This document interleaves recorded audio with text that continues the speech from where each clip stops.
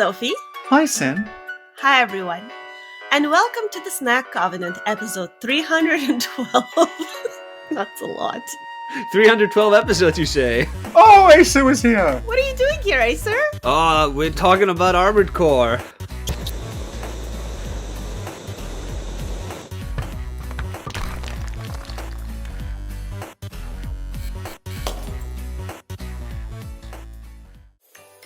For anyone who's new to the podcast and may not be acquainted with our Icelandic son. Yes. Somewhat presumptuous to assume people are going to be like, oh, I love the Snack Covenant, who's this Aesir guy? Who has, over twice as many subscribers as us. It's true. And you're working on a game, but tell us about that. Tell us about yourself, your game, your channel. Okay, so, I'm currently, yeah. Thank you, Aesir. That was a wonderful introduction. No, I do like FromSoft videos. I'm also working on my game now. I'm remaking it, doing it real, doing it well this time. Mm-hmm. So that's hopefully going to be out soon. And you can find me on YouTube, AesirAesthetics.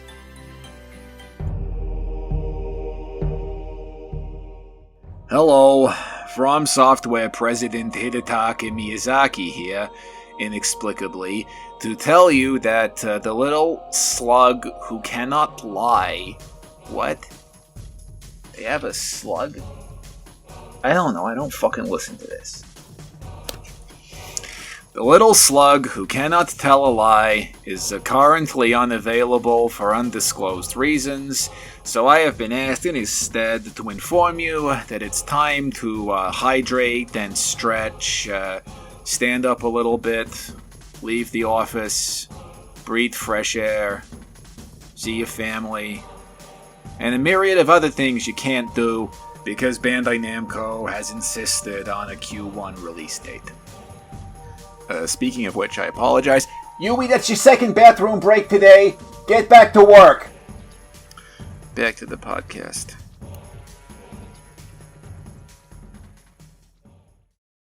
So, today we're talking about Armored Core first impressions.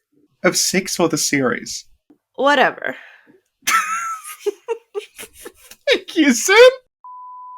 I've only played Armored Core 1 for the first time recently. And my first impression of it is that it's very, very good. Okay. So what I really like about it is that it's very relatable to adults. Because you start the game and your interviewer is like, hey, survive this test. If you win, you're hired. If you lose, you're dead. Go. Which is what interviews do feel like sometimes, you know? Oh, yeah. And then the first thing is you get an email with a mission, which again, very relatable, very cool. And even the missions are very realistic when you start your job. It's like, hey, so what do you want to do today? Do you want to squash some protesters? Or do you want to kill some people who don't have a home? Because sometimes that's what your work feels like. Like you're doing things that are not very fulfilling. Yeah. Yeah. My old boss, he had a bunch of apartments that he had people renting in. And this one time he sent me in to basically, I was supposed to help them move out. But when I got there, it became obvious to me that, no, I'm there to throw them out. Oh my god. Yeah, and I was like, I'm not doing this. What the hell? You do this. That's kind of messed up. Oh my god, so Aesir fought against the system. I did. I fought the system. I said, system, you do it yourself. That's the opposite of fighting the system. You just ignored everything and let an impersonal system take control. No, I'm a hero. Yeah, he's a hero. I didn't know you did those live. Yeah, it's really cool with Armored Core also that in the emails, what I love is that it's so corporations on Twitter. It's so clean and sterile and it's so dispassionate and sanitized what you're doing. Yeah. And this gets by the time of the PS3 era, the corporations that you work for are skirting on the edge of just explicitly being parodies of actual real corporations. Oh. Because you meet one that's oh, that's just Raytheon. Oh, that's just General Motors. So are we going to have Amazon and Armored Core 6? Do you think we'll get Bandai Namco? Yeah, as a company that forces this wonderful game developer to keep making the same mech over and over again. I wonder if we get like a Starbucks and then there's like an article in the game about like how, oh, you Mac pilots, we have to throw you into the Human Plus program because you keep spending your credits on caramel lattes or whatever. On avocado toast. Yeah. I mean, in Daemon X Machina, which is kind of an Armored Core spiritual successor, you can buy ice cream between missions. Oh. So it's possible. Let me ask y'all, what did you think about the Armored Core graphics the first time you played one? Oh, well, I'm a big fan of that old sort of PlayStation aesthetics. Mhm. First of all, what I love is because you're playing such a big mech, the camera is so zoomed out that like the little details in the environments, because you're like running around underground cities and such, like it's okay that there's not a lot of details there because Yeah. you're so removed from all of it anyways. Mm-hmm. But I also think that the mech designs themselves, with that sort of jittery, I don't know what the effect is, but there's always this weird sort of jittery texture mapping thing on PlayStation. Yeah, it's a PlayStation texture thing. Mm-hmm. Yeah, because of that effect, the mechs, they always sort of look like they have these very small, intricate moving parts that makes them Yeah. look so cool. Yeah, that's true. Yeah. So the first time I played Armored Core, it had just come out, and I thought, these graphics are contemporary. Oh, you think you're better than us? Yeah, you think you're better than us? No, I'm depressed that something that was contemporary when I was a teenager is now retro. And people who weren't fucking alive are like, oh man, this old school stuff. Sophie, you make me think of the reaction I had when I played Tekken 3 for the first time. Mm-hmm. What year was this? 1832. Oh, I thought you meant like recently. No, when it came out. Okay. And I remember looking at the intro and just thinking, oh my god, we've gone so far. This is as good as it gets. I don't see how they can top this.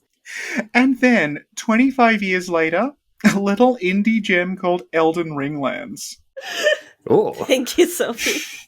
Now, speaking of which, From Software is known for creating the Soulsborne Genre, yes. The Lies of P genre. An APAB-like.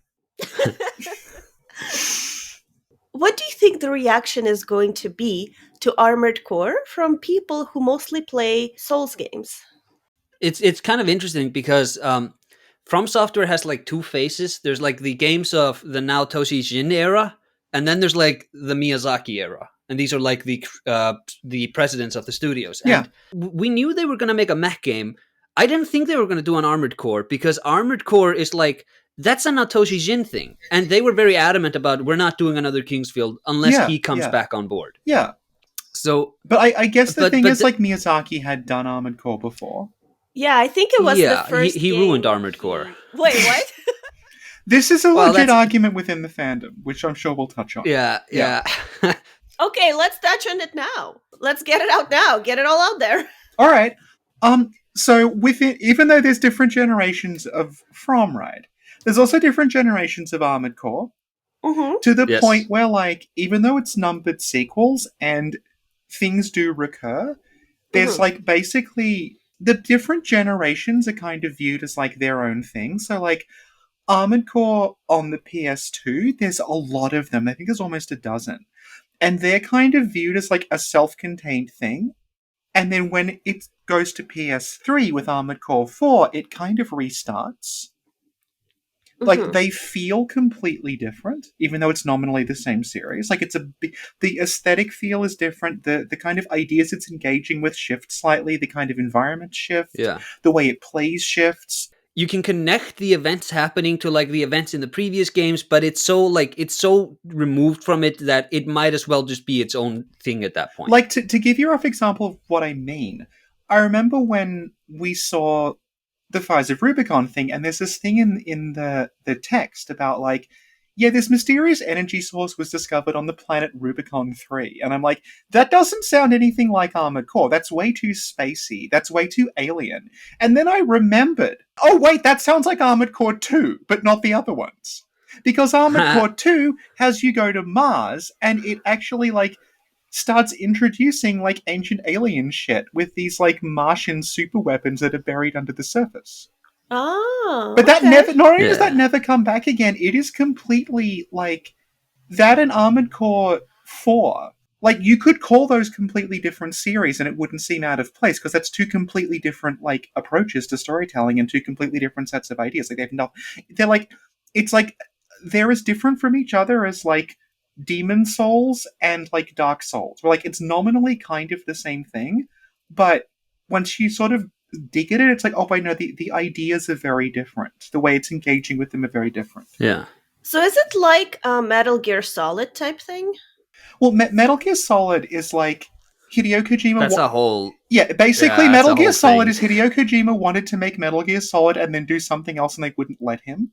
So he basically just kept making like new ideas for games and sticking them in Metal Gear Solid. Yeah. So they go from like it's like Metal Gear Solid that we all kind of know, and then it's like, what if Metal Gear Solid was a postmodern meditation on itself? To what if like it was an open world survival game? So would you say it's similar to what's happened to Armored Core?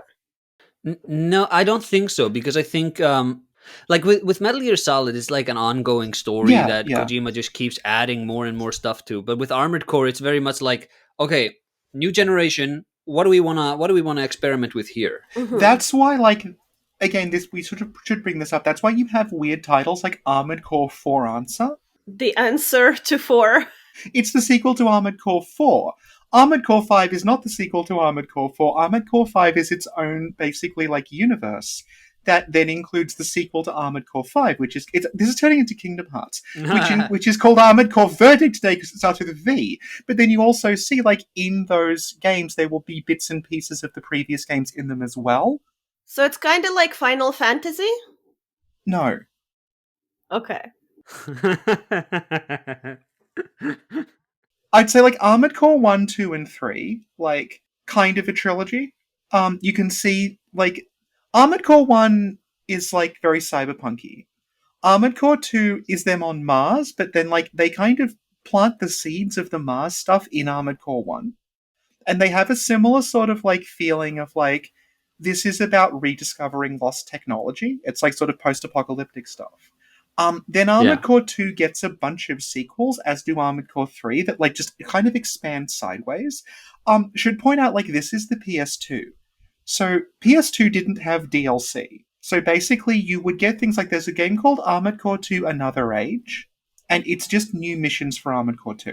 You can play it as a standalone game, but it's basically just like here's a bunch of extra stuff to do in Armored Core 2. And other ones work like that too, like Master of Arena works like that, Project Phantasma works like that. And some of them, and I think it's like Armored Core's publication in the West is a mess, but some of them will actually let you import like your save from a previous game. So you can like take the save you had from one game and then keep playing it in the next one. So it's effectively like a pre-digital version of DLC. They stole that from Ratchet and Clank, by the way. Yes, they did. Which is also from Software. Yes, yeah. Ratchet and Clank Yeah. is a Souls-like. Oh my god. I just mixed up. Never mind. I was thinking of another game and Cookie and Cream. yes. Yeah. Yeah. It's early.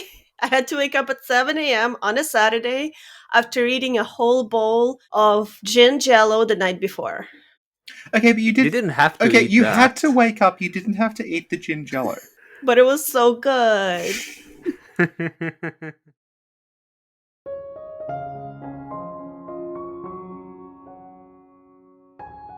Hi, Sophie here. In January of 2021, one of my least successful characters, Richard, recorded a short intermission explaining what Bovril was. I have no memory of the context whatsoever, but Sin liked it so much she insisted on me doing basically the same thing 350 times. Now that Sin and I are focusing on putting out more episodes more frequently, Sin has decided to upcycle some of those old notes and put them in new episodes. If you notice any, feel free to call us lazy thoughts in the comments. Also, Bovril is basically cocoa but made of beef. It's as disgusting as it sounds.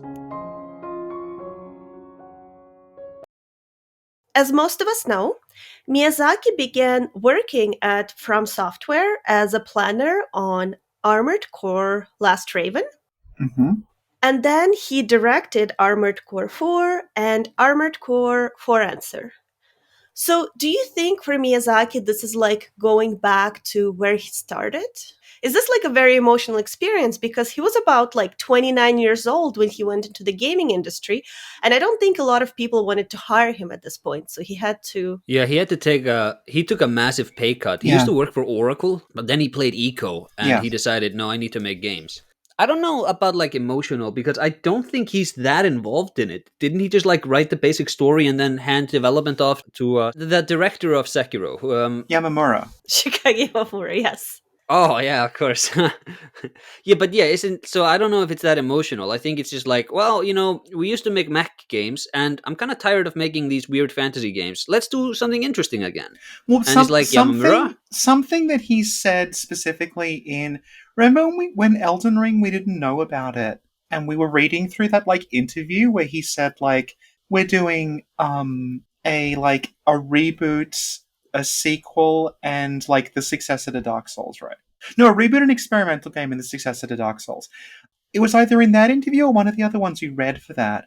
He specifically said like, I want to make sure everyone who knows us from like before Souls blew up knows we haven't forgotten where we came from, and we are going to go back to making like I think he specified like mech games and ninja games.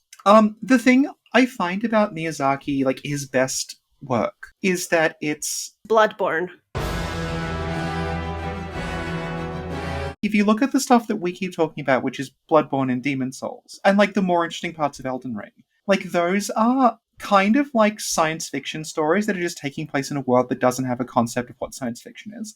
So like, Yeah. like in Demon Souls, like God is a fucking alien space worm, and like the world works. It's like a real like physical place that this weird stuff started happening in. Same thing with Yana. And and Elden Ring does that too with all the like the meteorites and like shit from space happening and like this thing that's blatantly like a terraforming like nano machine thing being interpreted as a disease. Like, and obviously George R. R. Martin contributed like some of that.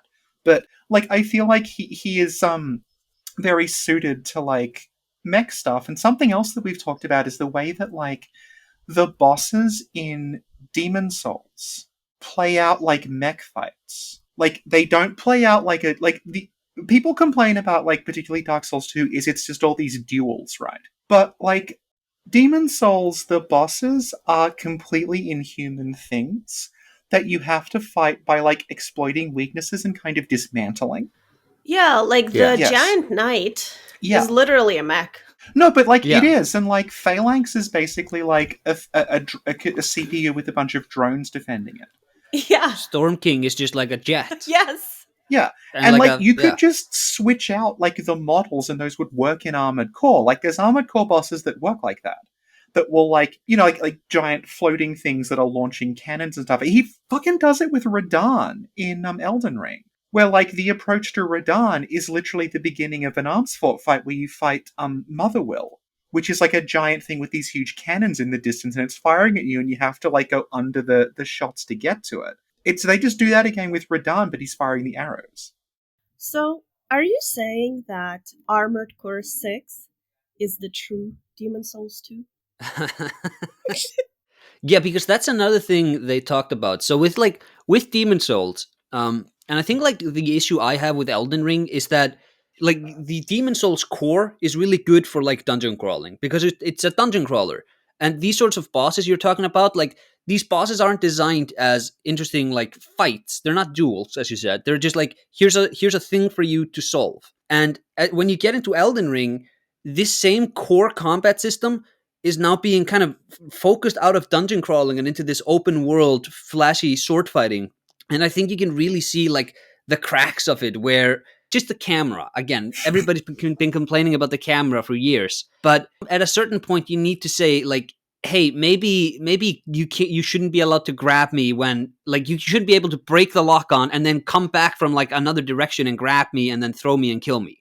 So with like Armored Core 6, what's really interesting about it is that they have said that this is not going to play like a Souls game. Yeah, like this is going to play more like the old Armored Cores did, and I think that's so much more interesting because I don't know if the Demon Souls sort of gameplay really works in a mech game, because the armored cores are all about like I've only played the first 3, but it's always about like you're not playing the mech, you're playing the pilot. You're like, it feels adequately clunky because you're actually piloting this big kind of complicated machine. Yeah. Whereas in the Souls games, you're always this sort of nimble knight who can actually dodge pretty quickly. And they go like, they actually make that like diegetic in some of the later ones by saying that the on-screen display you get is literally a drone camera that's attached to the mech. And you get the ability to flick between different kinds of view modes. So you can actually switch the mech to like a low power mode where just the scanner is active and use it to like pop stuff on the horizon and figure out where you are. Yeah. So when you first played it, what did you think of the atmosphere and the designs? It's very, very grungy and cyberpunky. Mm-hmm. This is like, I brought this up before, but the way that like Armored Core 1 is all like underground spaces and like industrial technology. When you start off playing it, most of the things you fight will just be industrial. You'll be fighting like forklifts and trucks and things. You won't start dealing with actual military opponents until you kind of start becoming like more and more, start moving up in the world. Prior to that, like you're doing, like you said, you're like breaking strikes and like murdering the homeless and stuff. So it's very much like, yeah, like you're just a bully basically fighting like, someone's driving around a forklift or something like that. They actually make a distinction in the world between that kind of technology, which they call MT or muscle tracer, and an armored core. So like you probably won't see like another armored core for a very long time. You'll just be fighting what are basically like fancy forklifts, like the power loader from Alien, basically. Or just things like security systems and things like that. Whereas like what happens with Armored Core 2 is it's a pretty abrupt shift toward like we're on Mars. And like the tech kind of reflects that. And to the point of like, there's a lot more outdoor spaces, which obviously being on PS2 was a big part of this because they could like render more stuff in the distance. But like you're outdoors a lot more. Like I mentioned, there's like ancient alien stuff going on. You can get things like there's a lot of focus on like lasers and things like that.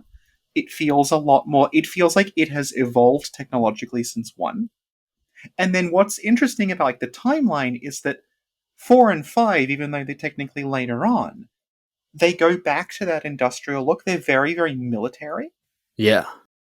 Go and watch like the intro videos to like Armored Cores 4 and 5, and it straight up like looks like contemporary combat footage. Like they will have like cities at night through night vision with like bombs and phosphorus and stuff going off in the distance, like whites out the sensor on the camera. It's all very chaotic. And that's happening, and if you didn't know where it was from, you'd assume, oh, this is actual news footage of like a bombing. But then there'll just be like a tank with arms will drive in front of the camera. And there's like another shot that's like very, very memorable to me and a lot of people I've talked to, where it just shows like a desert with just like Marines in it, and then in the background, like there's just a ton of mechs lined up like howitzers functioning as artillery. So like, yeah, it's like there's all these different competing aesthetics in it.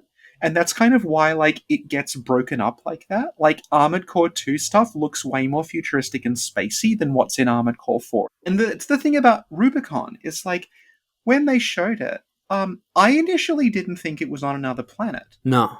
I thought, oh, that's Earth, and they did something to the moon, and that's why it's on fire.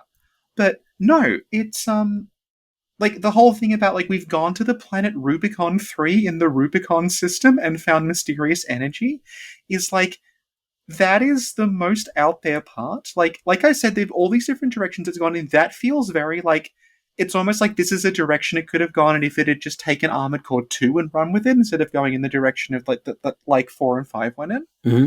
And yeah, especially like, yeah, there's just so much stuff in it that like I said at the time, if this had come out and it was a mech game and they just called it like Fire of Rubicon, that would be less weird to me than the fact it's actually called Armored Core 6. Like, it's like I was saying, if Elden Ring came out but they called it like Kingsfield 8. Yeah. Yeah, it's like, this is so different. Yeah. But yeah, and like, a lot of, I know we actually haven't seen gameplay yet, but like the trailer we've seen there's very obviously, like, that's the firecrackers from Sekiro. And I'm wondering, like, there were these screenshots released that were very, they were like NDA'd, so parts of them were cut out. And, like, Yeah. watermarks and stuff, but, like, there's what looks like melee combat in there, and it does not look like Armored Core melee combat that I'm familiar with. Like, it looks a lot more fluid. And it wouldn't surprise me if, like, they did, even though it's not going to play like a Souls game, if they did move it toward, like, slightly more of a melee thing. Well, yeah, and they have Yeah. to make Yeah. it a lot more fluid because Armored Core 1 is not the smoothest game to play, and I think it impacted my experience a little bit because I guess I'm spoiled. So I expect things to move smoothly, move relatively fast, not having to press weird buttons to fly up, fly down, fly Yeah. sideways, you know? So I hope they kind of revamp the whole combat thing. Something interesting about because you were talking about like the aesthetic and like this transition into maybe like not necessarily like hardcore melee combat, but more of that is that. So we know this game takes after Dune, the Rubicon energy. What was it called? It was, well, okay, so Yeah, in an early It used leaked to be- version, it was called Melange. yeah. Mélange à trois!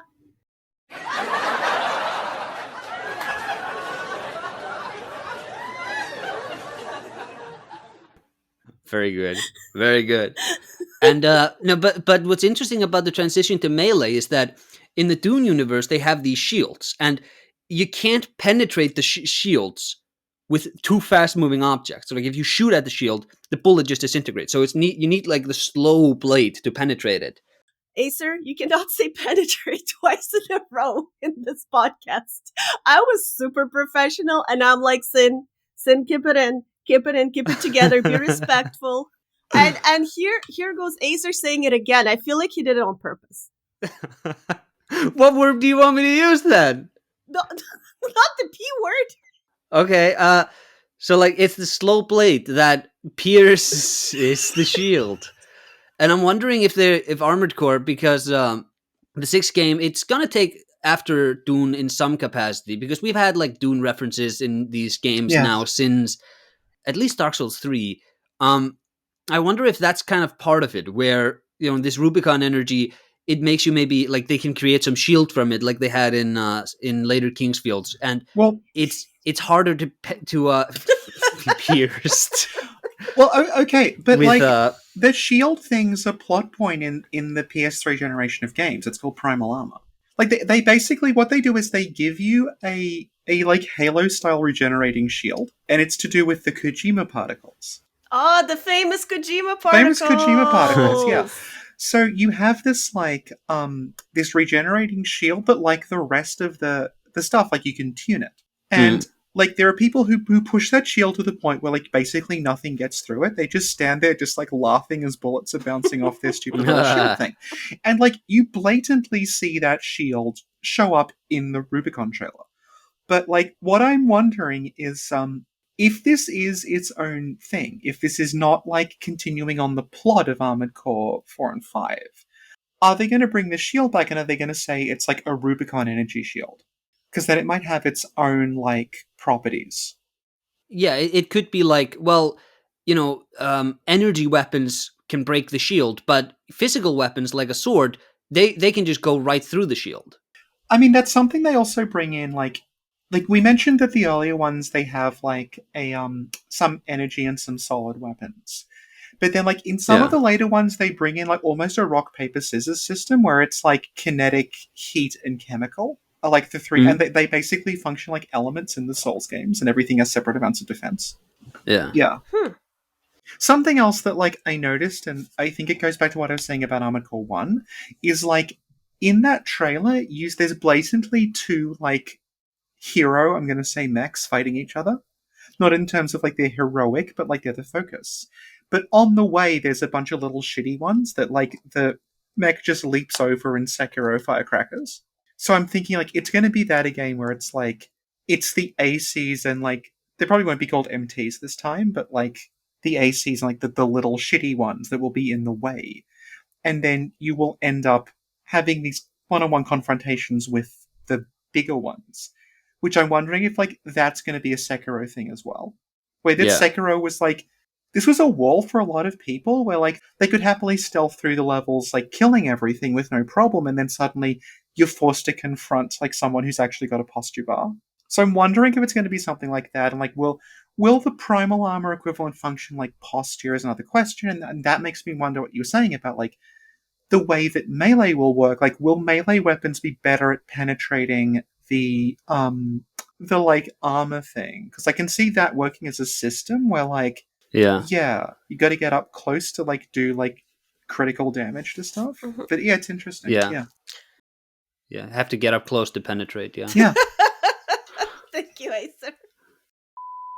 When I first played Armored Core, I didn't realize that you could customize your Mac in so many different ways right off the bat. Yeah. Like, you go into the screen, you can pick out different parts, different colors, you can make your own logo. I'm thinking normally this type of stuff comes after like your 10th mission. You unlock an ability to do this, or in a DLC. Yep. Yeah. So like I've said this before, but my first experience with Armored Core was actually a demo disc. Mhm. And it was a demo, and it was just the first 2 missions and the garage. Oh yeah. But you could just play the missions over and over again, like it didn't end. So basically, I just sit there and I played that demo for longer than I played like some entire games. Just playing with different mech builds. Mhm. Yeah. Yeah. So when I was playing Armored Core, I really liked this this customization thing because there are so many interesting different ways to tackle the enemies and to go through the missions, and because like the customizations, they can really lock you into very specific play styles that going back and replaying the game with a different build, it's like, oh my god, I'm kind of playing like this more thriller stealth game because I'm much slower, but I'm not as vulnerable. Yeah. Mhm. But also when I talked to Sophie about it originally, Sophie was like, so the best thing to do is to have what you really want is to have an energy weapon, because that won't use up no ammo and you won't have to pay for that. But Thank you, Hank Hill. I keep trying to start the games like that, and I don't think that's how you're supposed to start the games. I think you should transition into energy builds rather than start out like that. Yeah. But that's what happens like once you learn it. You realize you can do that. And like something else I learned you could do early on is like once you realize certain parts cancel out certain other parts. Like a good example is like if you have tank treads, you don't get a booster. Mhm. But that means you don't need to pay for a booster. So you can start the game and like sell off parts and just immediately start rebuilding into something that's very cheap but very good for early missions. And then just like absolutely like just rake in money once you know what you're doing. Speaking of money, another way in which I found Armored Core very relatable as an adult is that so I did my first mission, I lost, and they're like, so you owe us like $5,000 now? And I'm like, wait a minute, what? And then I'm like, okay, don't panic. You're not fired yet. I look through the emails and there are other missions available. So I'm like, oh, I see. I'm going to crush this. I pick another mission. I do it. I win. And now I owe them $20,000. Ammo, damages. That money they give you is your budget. And you went over budget.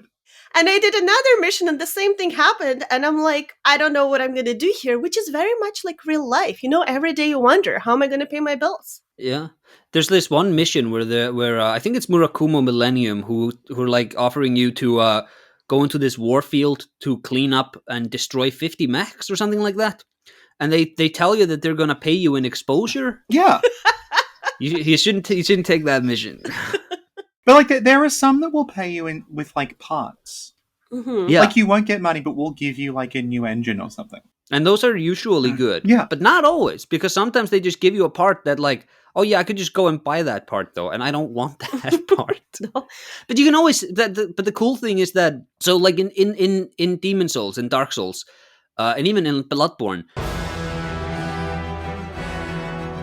you always have a reason to pick up like the loot. Yeah. Because even if you're not going to use the armors or the weapons, you can sell them, and then you can just convert them into souls and use that for level ups. Same in Armored Core, right? So if you get one of those mech parts gifted to you, you can still sell it. Also important to note that, like, at least in Armored Core 1, and I think they continue this through, everything sells for the same amount it costs to buy. Yeah. So you can't fuck yourself over by selling stuff, realizing you need it back, buying it, and not having the money anymore. Yeah. And the really cool thing, if you're really, really in debt, what you can do is participate in a human experiment, have all your organs taken out, and replaced with cyborg parts.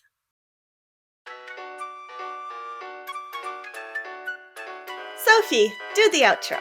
That was The Snack Cabinet episode 312, Armored Core First Impressions with Aesir.